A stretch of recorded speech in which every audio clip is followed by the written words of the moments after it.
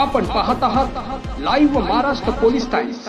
चाकूर तालुक्यात येणाऱ्या आणि उदगीर तालुक्यातील वाढवणा बुद्रुक पोलीस स्टेशन हद्दीत असलेल्या शेळगाव येथील अंदाजे वय 15 ते 25 वर्ष असलेल्या तरुणीचा मृतदेह ट्रॅव्हलिंग बॅगमध्ये तिरू नदी पुलाजवळ आढळून आल्याने एकच खळबळ माजली आहे।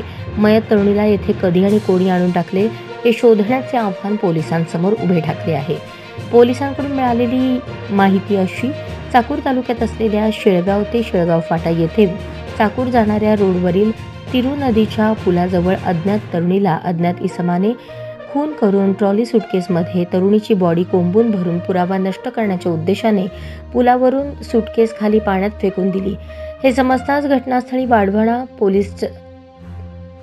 वाढवणा येथील सहाय्यक पोलीस निरीक्षक SP गायकवाड आणि पोलीस उपनिरीक्षक प्रवीण हालसे, दळवे पाटील, रंगवाळ हे पथकासह तात्काळ घटनास्थळी दाखल झाले आणि सुटकेस ताब्यात घेतली। या प्रकरणी गुणवंतराव बाबाराव पाटील, पोलीस पाटील राचन्नावाडी, तालुका चाकूर यांनी फिर्याद दिल्यावरून वाढवणा बुद्रुक पोलीस स्टेशनमध्ये कलम 103(1)238 BNS प्रमाणे गुन्हा दाखल केला असून याचा पुढील तपास सहाय्यक पोलीस निरीक्षक गायकवाड हे करत आहेत। दरम्यान या घटनेमुळे परिसरात एकच खळबळ उडाली असून याचा शोध घेण्याचे आव्हान पोलिसांसमोर आहे।